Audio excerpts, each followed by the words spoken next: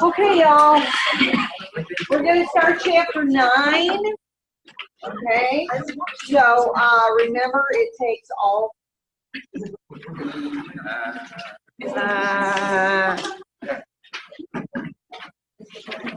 Are we going to the next slide? Okay. What alkene would give the compounds below upon ozonolysis? Go. Yep. Hopefully y'all practice. You have 3 days. I want to go.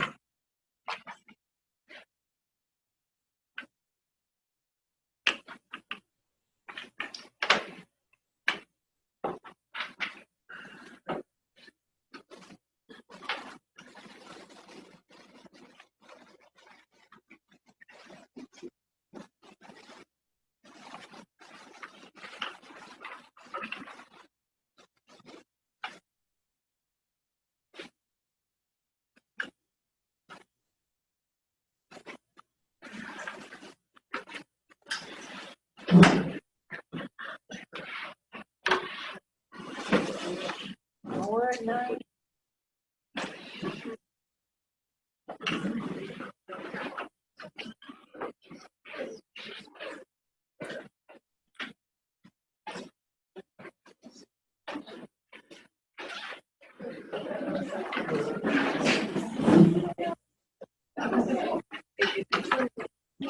So in chapter 8, we're not doing the polymerization. Yeah. Okay. It should have talked about that with JV.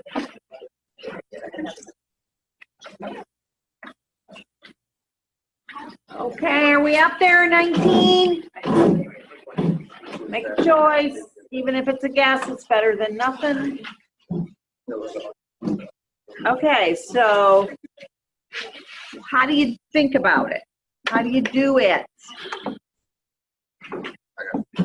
Okay, so this carbon and this carbon come from what part of the compound? The double bond. So basically you're going to stick them together, okay?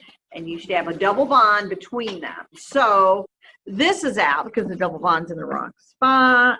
This is out, the double bond's in the wrong spot. What's wrong with this one? It's just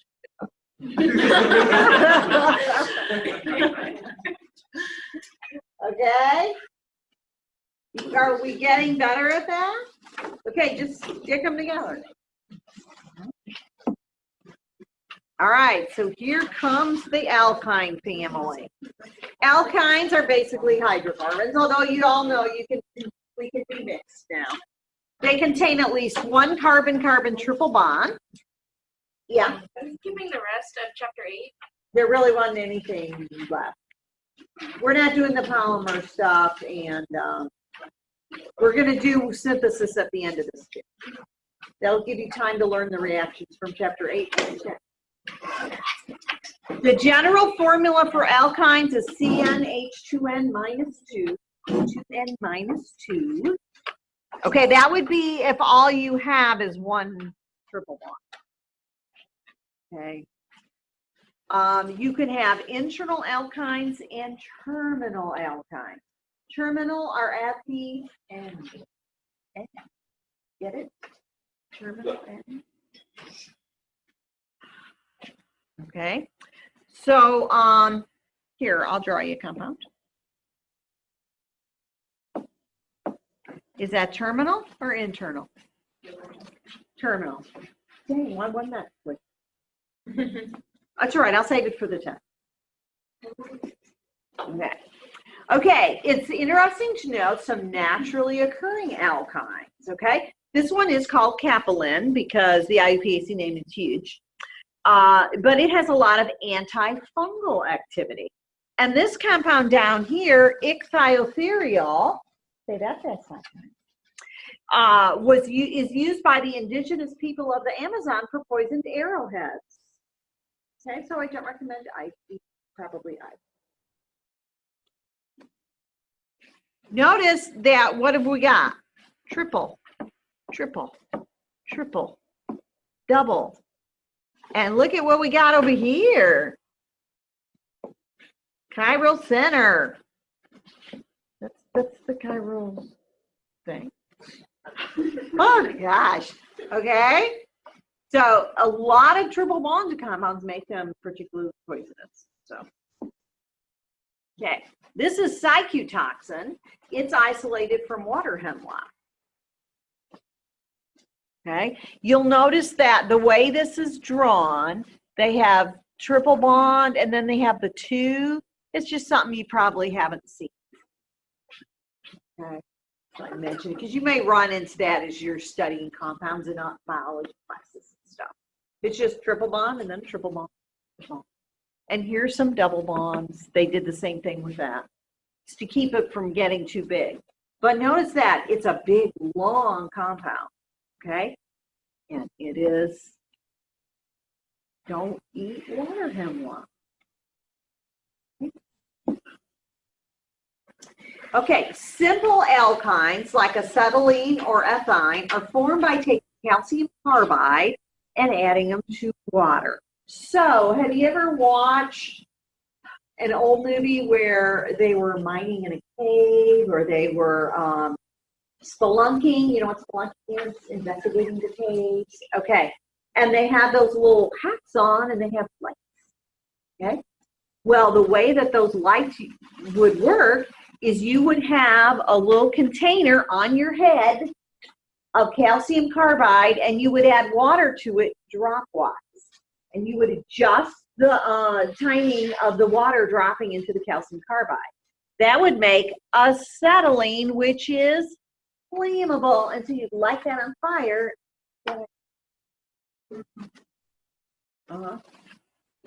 I'm scared to put the thing on my head.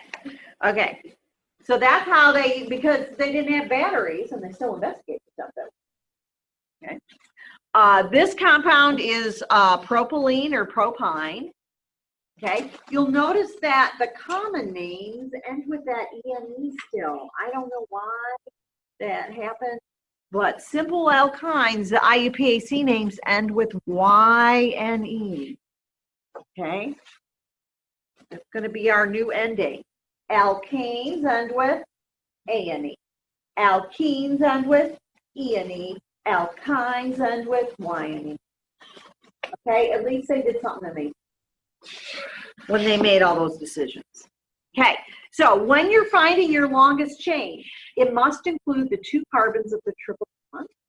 Your ending is YNE, and you're going to number the chain so that the first carbon of the triple bond gets the lowest number. Okay, now, when you do this, notice that it's just like double bonds, basically, okay? Just like double bonds. So, like, what would be the name of that? That first compound there. How many carbons? Okay, so it's going to be butane, and basically you would be numbering it like this. So what number are we going to put there? A number? What number? 1. Yeah. Okay. Now, when we talked about ethine or acetylene and propine, we didn't put a number. Remember, because there was no option. It could be, it's always 1. Okay. Here, you could also have 2-butane, right? Where the triple bond is after carbon number 2. Could you have 3-butane? No, because that would really be 1-butane. All right, now, how are you going to do this one? What you think?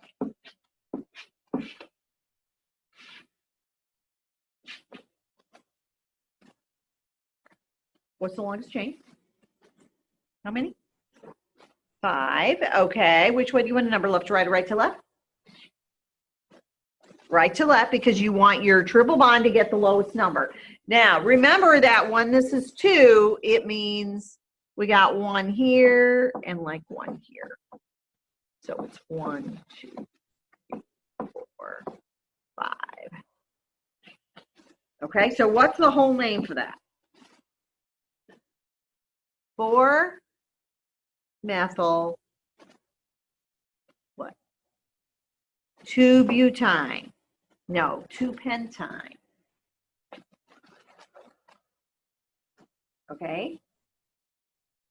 Now, you can put the number in the base name. Remember how we did that with the double bonds? So you could write this one, this first one, as but-1-YNE.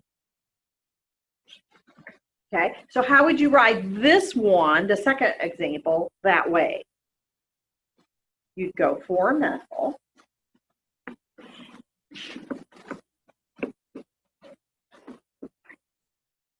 All right, I gave you that much. Then what will you do? Pent -2-YN. Either one is acceptable. It should be that way in the homework, and it's that way on my test, okay? I wouldn't give you both choices unless I had a and B. What a hyphen. The hyphens only go around numbers. Okay, that's kind of the thing. Yeah, there's no hyphen in between that. So be careful of that, because I don't know if the thing would explain to you with that. The homework. I haven't tried that. I should try that and see what it does. Okay, so here's a new slide for you. Give the IUPAC names. You just have to draw them, and this wasn't in your, this isn't in your don't.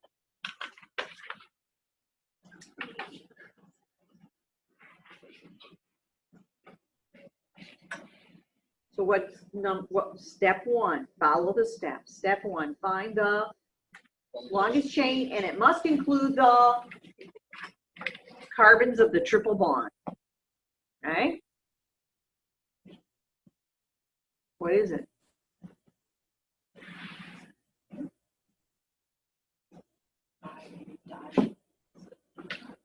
Here, look, I'll make it fat.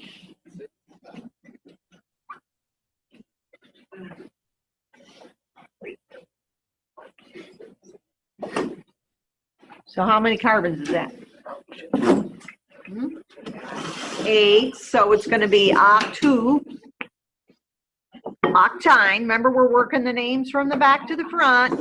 Our first nomenclature of the semester, really. Okay, now which way do you want to number? Left to right or right to left? Right to left, because your triple bond gets the lowest possible number, which is going to be a 3. Okay, what goes in front of the 3? 5, 5. Oh, my arm got on there. Dimethyl. Okay. 5, 5 dash dimethyl dash 3 dash octyne. All one word. Or you could have 5, 5 for those who prefer the other method. Dimethyl oct hyphen 3-ine. Okay. Okay, when we write names like octyne and propyne and stuff, okay, let's write, I'll just write butane.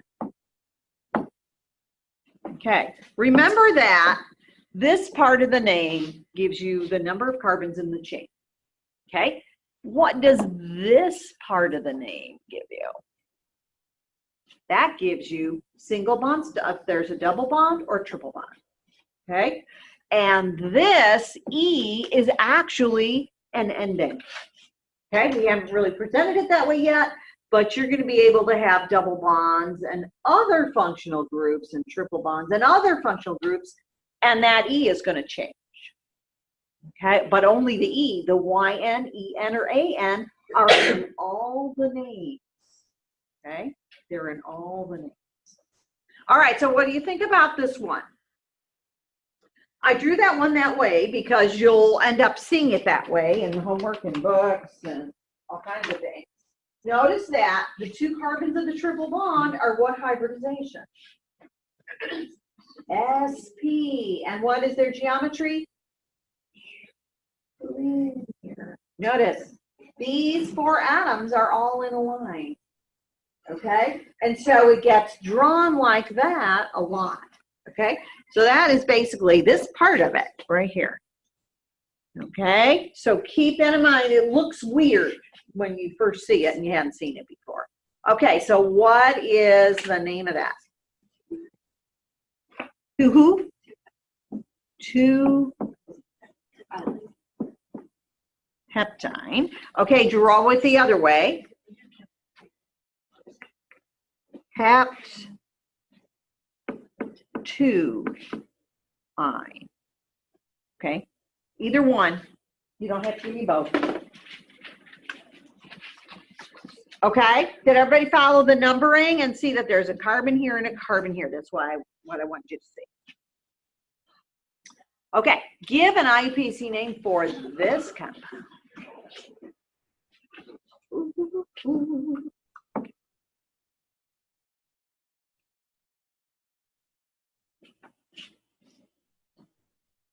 Big enough?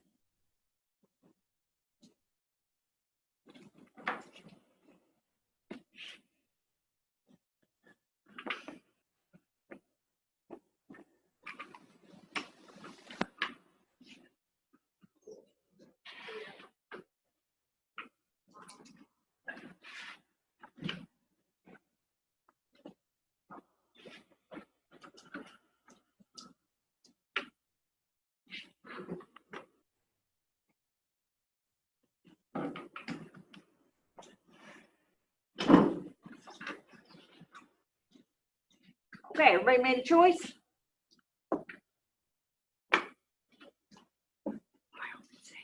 All right, so which way am I going to number? From right to left. Okay.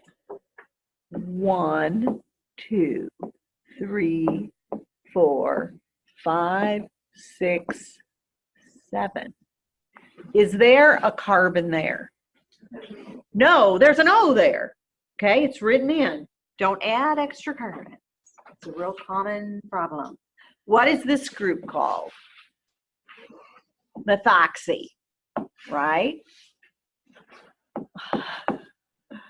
Me and the pen are not one. Okay, so what's the answer? C, okay. Notice that we numbered from the right to the left. The triple bond gets the lowest number. It doesn't matter that that was, right? You don't number it the other way and have 6-heptine. Okie dokie. Any questions? Review there a little bit. Couple things. Okay, now, what if you have a compound like these that includes a triple bond and double bond at the same time? Okay, well, that's cytotoxic then. Triple bonds and double bonds. Okay, make sure the longest chain contains those 4 carbons. Okay, so here it would be these 4. Here it would be these 4. It's pretty much going to be pretty basic that you will see that. Work for the lowest possible numbering first. Okay, you want the lowest numbering, whether it be 1, 3, 1, 6, 1, 10. Okay.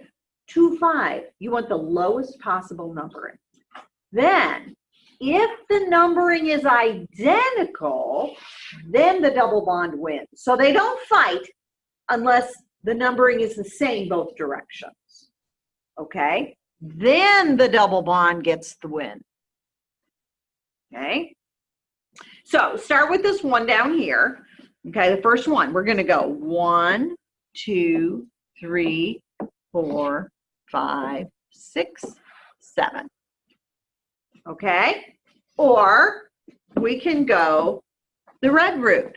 1, 2, 3, 4, 4, 5, 6, and a right, 7. Okay? Notice that the purple route, we get a 2 and a 5. The red route, we get a 2 and a 5. So it's the same. So which root wins? Now we worry about it. Okay? Which root wins? The red root. The double bond beats the triple bond. Okay? You might think, well, it's got an extra pi bond. Well, too bad. Poor guy. Yeah. Okay. So this is how you do it now. It's named as an ene number I. You have to have a number in the base name. You don't say 2,5-heptene-9. Okay? So the 5 here goes to the YNE, and the 2 goes to the ENE. Notice that after the ENE right here, there's no E. That E is an ending. It only goes at the very end. Okay? So it's 2-heptene-5-YNE. Okay, now, what if you want, you could still do both of them in the base name. So what would that be, you think? It would be hept-2-en-5-YNE. So you see the two ways? Okay. They kind of added these later on, like in the last 20 years they've added that. Wasn't good enough for me. Somebody thought it made sense. All right, so what do you think about this bottom one?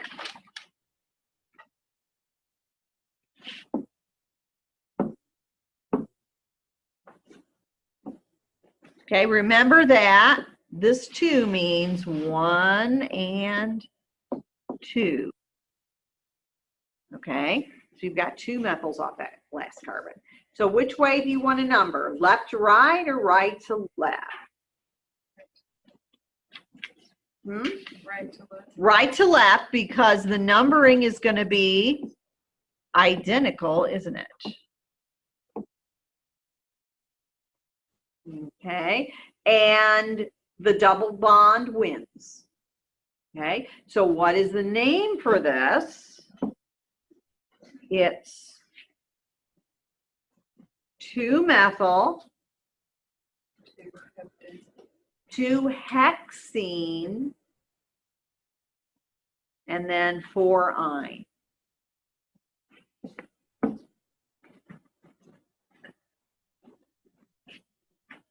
Okie dokie. You could write it the other way, which would be, see if I can get down here and write it, 2-methyl, and then what would I write? Hex hyphen 2-ene hyphen 4-YNE. There's a hyphen there. Okay? It just looks like a part of the 4. Okay? That clear as mud? The key is to not worry about the lowest numbering unless it's identical. Okay? All right, here you go.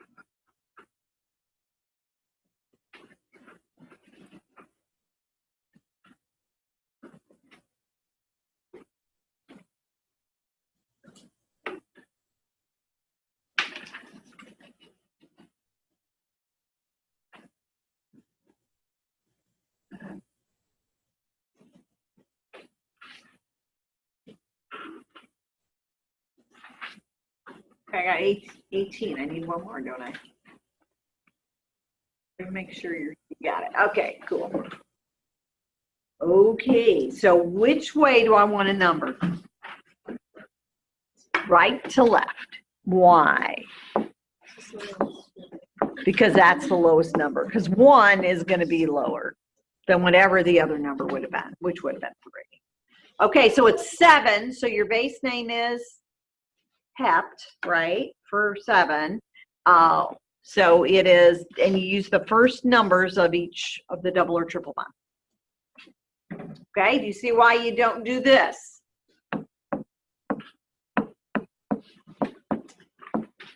My 4 is. You see why we don't do that one? Okay, the lowest numbering is 1 4.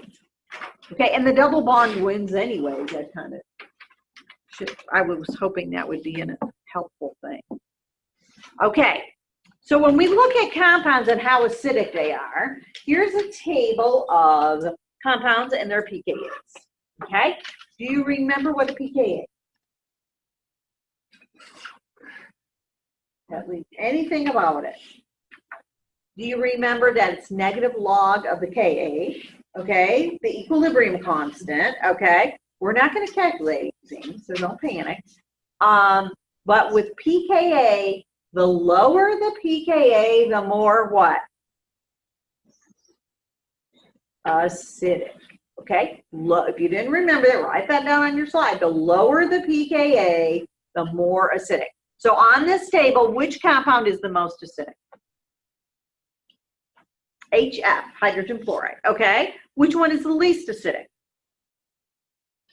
Water? How about methane? Its pKa is 60. Okay, now, conversely, if I were to write out all of, let's do it. Let's write down all of the conjugate bases, since y'all are so good at that. It's your favoriteest thing, because this is important. So what's a conjugate base of HF? F minus. Good. H2O.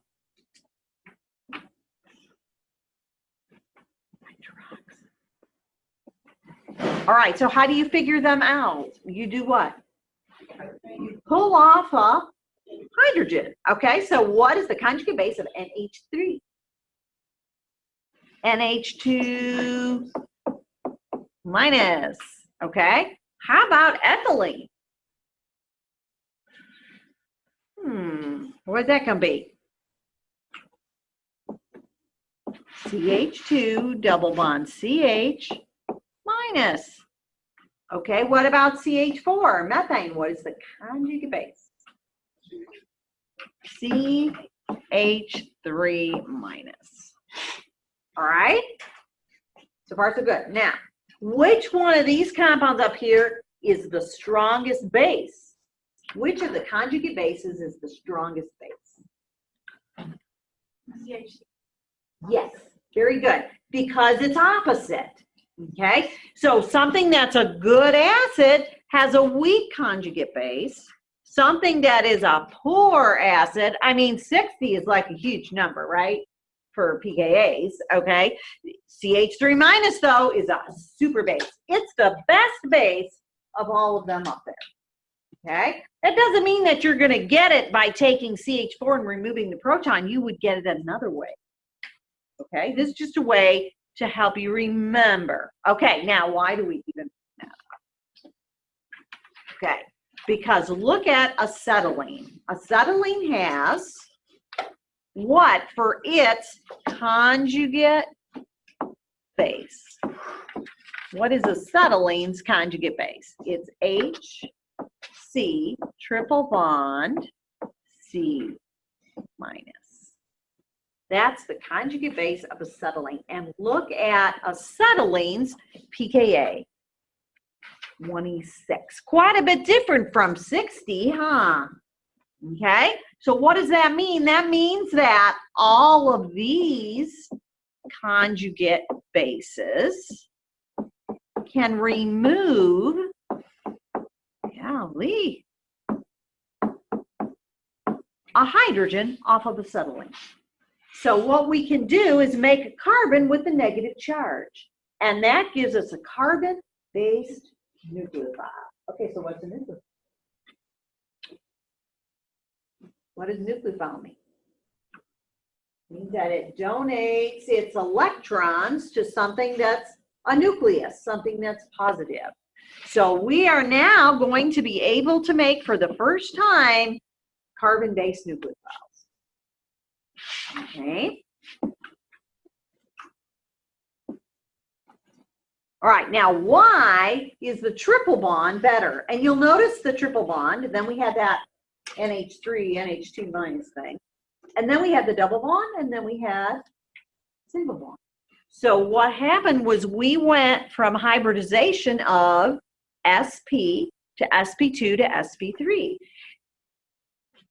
Okay, so what changed? Well, the amount of S character changed. So remember that when you hybridize an orbital, you're mixing in the bowl, okay, some S's and some P's. When you mix one S and three P's, you only have 25% S character. Remember that an S orbital is a circle, like a sphere, and a P is like the balloon thing, okay? So if you have an sp2, we jump to 33% S character, but when we have an sp hybridized carbon, we have 50% S character. So that means that the sp hybridized orbital is a whole lot more like an S orbital, which is closer in, okay? If it's closer in, it's easier for that negative charge to be stabilized by the nucleus of the atom, okay? So protons attached to sp hybridized carbons are easier to remove.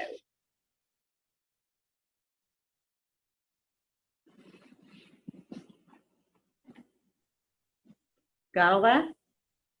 Okay, you're all staring into space. Okay, so here is acetylene. And what we're going to do is we're going to remove one of those protons. It doesn't matter which one because the thing is symmetrical, right? Isn't that handy? So we're going to take our amide base and we're going to remove that proton. And what happens to the electrons in the CH bond? They go to the C. Okay, so you end up making that carbon with a negative charge. Okay, this is an equilibrium, but it's going to lay on the side of the right side. Okay, and if you put something in there to use up that nucleophile, it'll keep pulling the equilibria to the right side. Okay, so what can we put in there?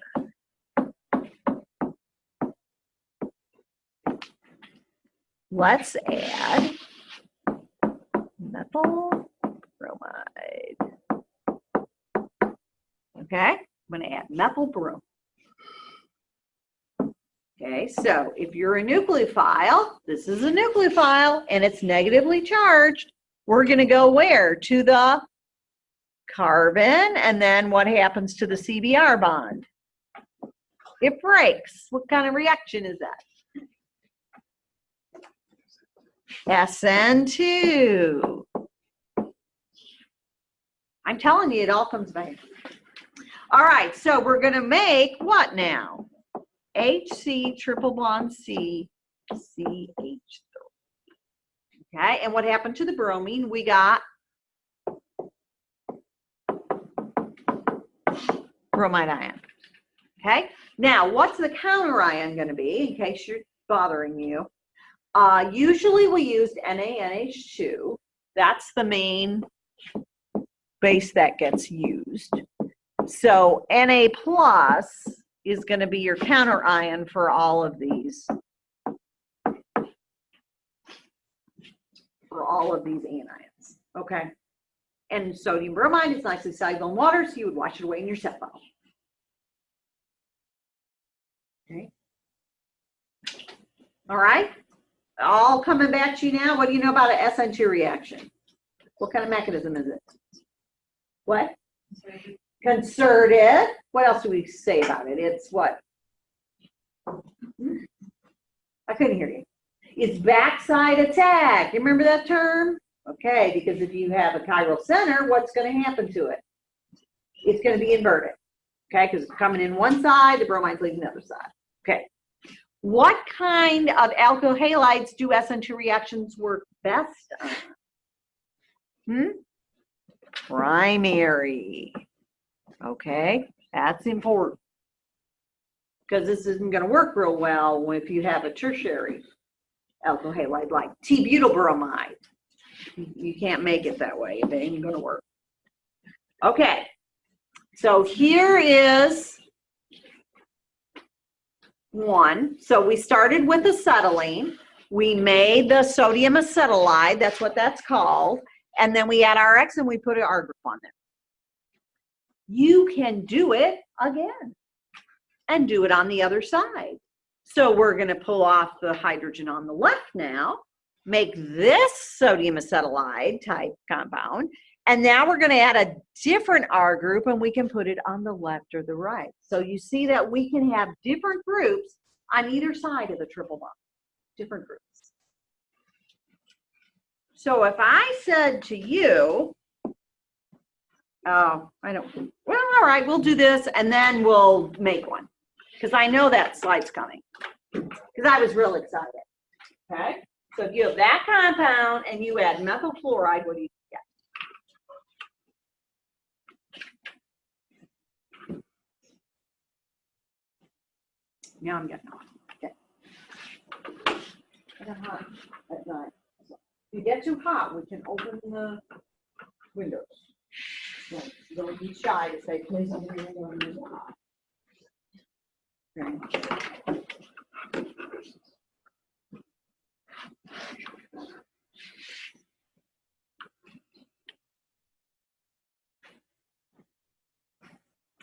Can you read them?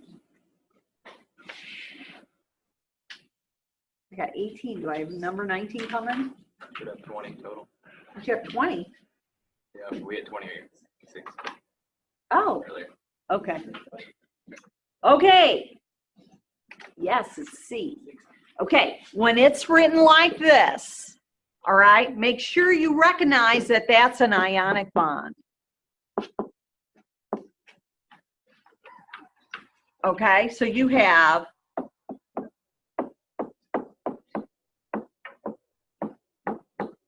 they don't always write it that way. You'll see it written like that a lot in the homework and in the books. You're supposed to know it's ionic. How do you know it's ionic?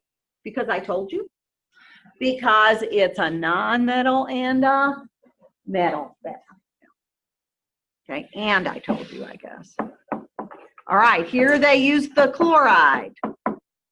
Okay, so what's going to happen? This is going to go here, and this is going to go there. Make as a sun, sort of.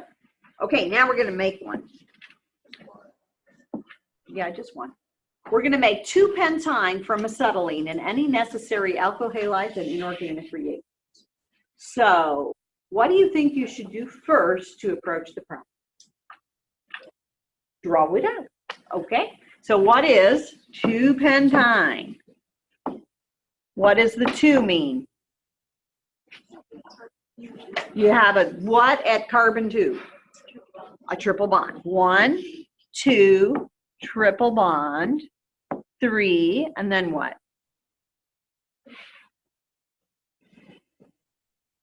That it?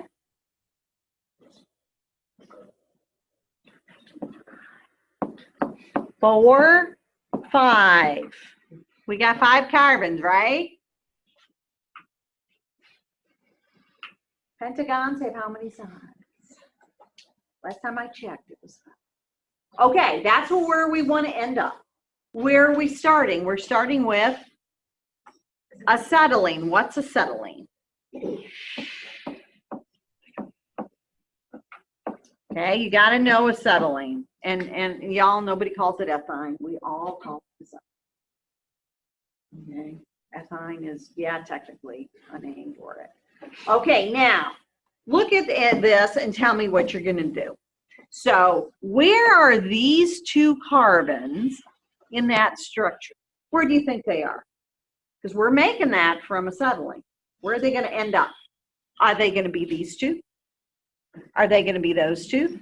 What do you think? They're going to be the triple bond. Yeah. Woo-hoo. Does that logic make sense? I don't know. I'm a little worried. All right. So now what are we going to do? So we're going to remove a proton and we're going to add an alkyl group. What alkyl group am I going to add to the left side? Methyl something. And on the right side, I'm going to add an ethyl something. Okay? You pick the halide. It won't matter. Okay? But what base do you have to use? That's real important. What do I have to use to get to this? What do I have to use? That's important. You can't use NaOH. It won't work. It's not basic enough. Okay? Your strong base that you learned in General Chem is gone now. There are way more stronger bases than sodium hydroxide. Oh, my eye is real itchy. Okay, so what goes above the arrow? NaNH2. Okay, this is real important. You have to use that base. Okay, what happens to the NH2 minus? What do you make? Anybody get it? You have NH2 minus and you add the H plus to it. You get NH3, which is ammonia, last time I checked. Okay. How do you get rid of ammonia? Let it evaporate. It's kind of nice that way. Okay, so we made this. Now what are we going to add? What do you think we're going to add? What do you want me to do, right? CH3Br? That works. Okay, so what do I have now? Write out your structure after each step. Okay? If you're not sure or you need to practice, you can do that. Okay? That's how it's hooked together. Okay? So, did we make 2-pentyne? No, we made propyne. Okay, so what do we got to do? We're going to do it again. So, what am I going to add? NaNH2. And what will I get at this point? Write what didn't change. I didn't do anything to this part of the molecule. What did the NH2 minus do? It pulled off the acetylated proton, the hydrogen on the end, the terminal hydrogen. All right, so now I have this. Okay, now what am I going to add?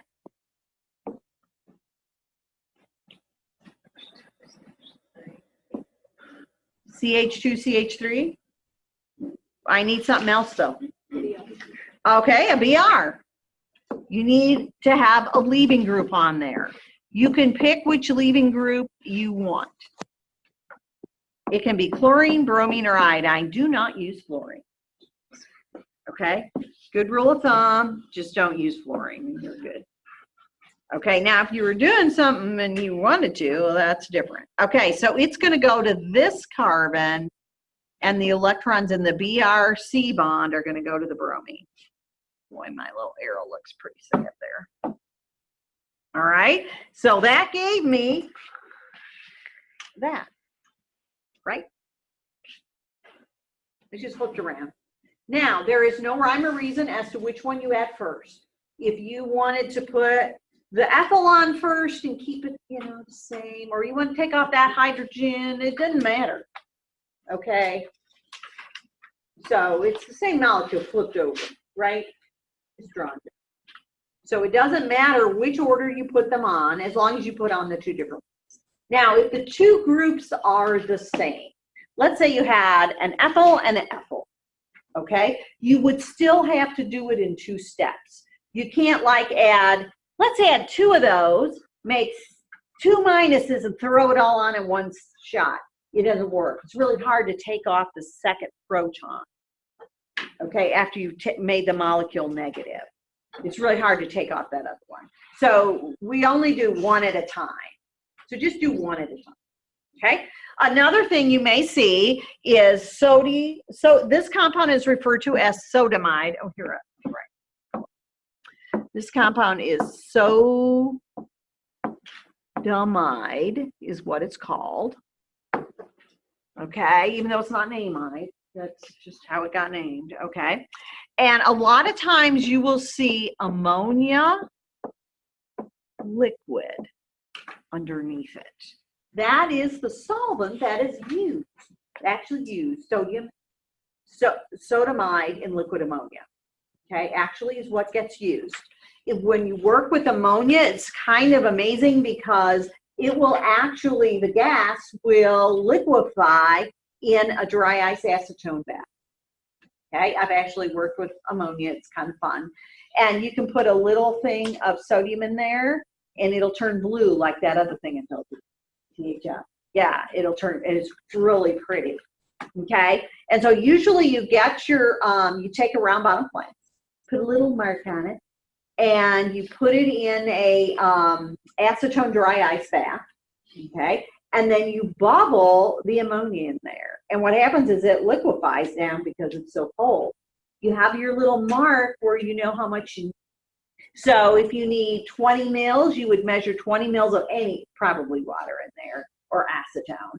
Put a little mark, and then you got to clean it out, make sure it's dry, okay? So that's why you put the little piece of sodium in there. It'll turn blue, you know it's dry. And then after you get it up to the line, usually have a second flask, okay? Because you don't usually want the sodium there because it'll do other things. You're using that as like an indicator. You put a little tube that goes from one flask to the other, and you move your dry acetone bath to the second one. And what's going to happen over here is it's going to start boiling because it's going to warm up to room temperature, and it's going to liquefy over here, and then in that flask. It's kind of fun because of the colors, and it's cool. You're going to smell the ammonia. There's no way around it. Yeah. Yeah, it's kind of like that. Okay, now you can also take these and add them to carbonyls. Okay, so here is a carbonyl. We've got a few minutes, we can put it.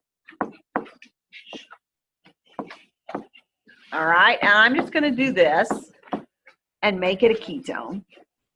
Okay, this carbon-carbon double bond is polarized towards the O or the C? The O, okay? In fact, you can draw a resonance form where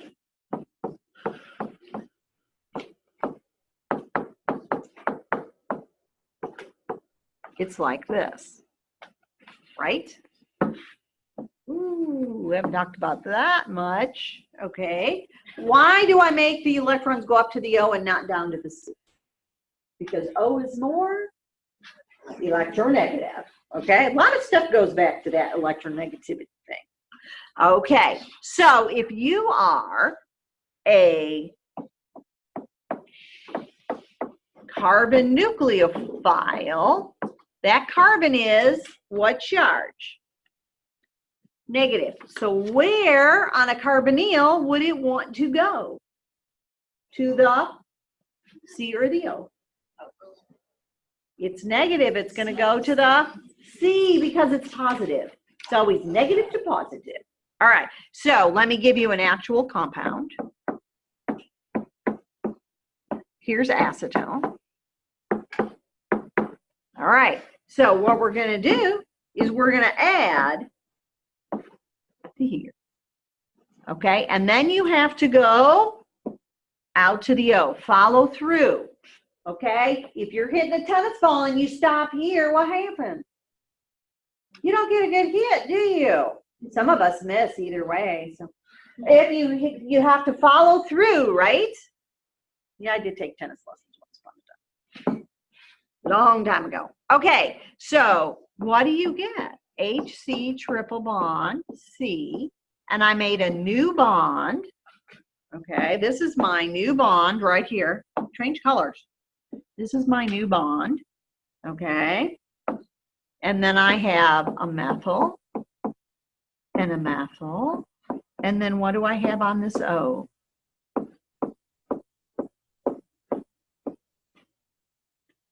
Everybody see that?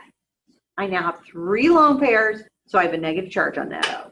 When you add to a carbonyl, you always follow through. Go out to the O every time. Every time, doesn't matter what you're adding. Okay, then what you would do is you would add water or a little dilute acid, and you would end up protonating that carbonyl. So you are going to make an alkyne that has an alcohol on it too. Okay, an alkynol. Alkynol. Okay. All right. So it's time. So we will continue chapter 9.